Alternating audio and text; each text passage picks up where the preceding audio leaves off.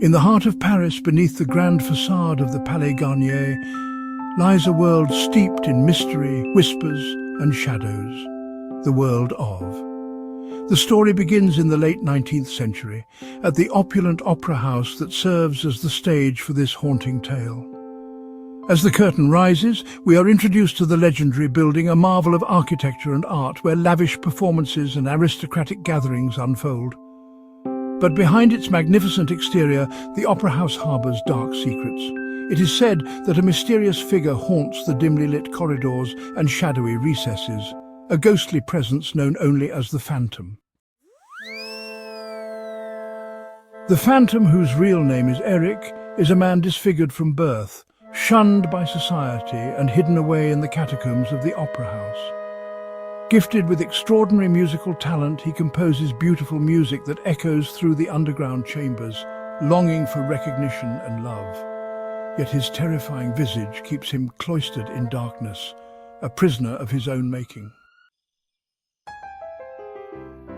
At the centre of the story is Christine Daae, a young and talented soprano who captures the attention of the Phantom. He becomes her ardent admirer, secretly guiding her rise to stardom while remaining a shadow in her life. Christine, who believes she is being inspired by the angel of music that her deceased father promised her, is blissfully unaware that the man behind the music is none other than the reclusive Phantom. As Christine gains fame, her heart becomes a battleground. She finds herself torn between the enigmatic allure of the Phantom and the affections of Raoul, a handsome nobleman who embodies the life and love that Christine craves.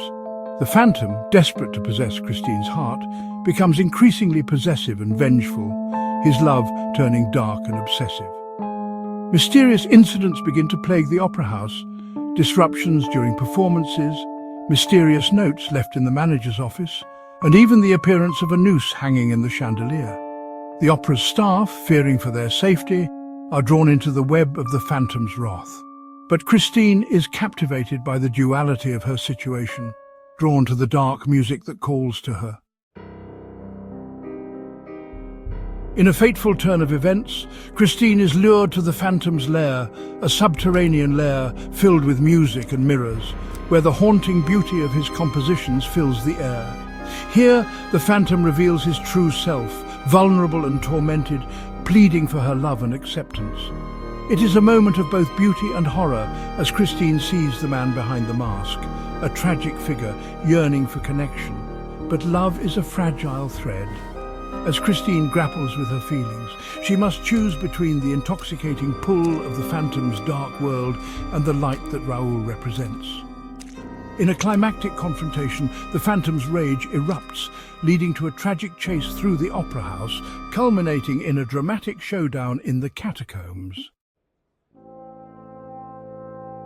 As the story unfolds, the opera house itself becomes a character, a living entity holding secrets in its stone walls. The Phantom's influence looms large, yet his vulnerability and pain evoke a sense of empathy. It becomes clear that he is not just a monster, but a tortured soul, seeking love in a world that has cast him aside. In the end, Christine's choice leads to a bittersweet resolution. The Phantom, recognizing that true love cannot be forced, ultimately releases Christine, allowing her to pursue a life filled with light and love. He retreats into the shadows, leaving behind a rose with a black ribbon, a symbol of his eternal love and tragic fate. The haunting tale leaves us with lingering questions about love, beauty, and the masks we wear. It reminds us that within each of us lies a shadow, a part that longs to be understood and accepted, even as it dwells in darkness. The Phantom, with his heart full of music and sorrow, remains a timeless figure, an echo of the mystery and complexity of the human spirit, forever haunting the corridors of the Palais Garnier.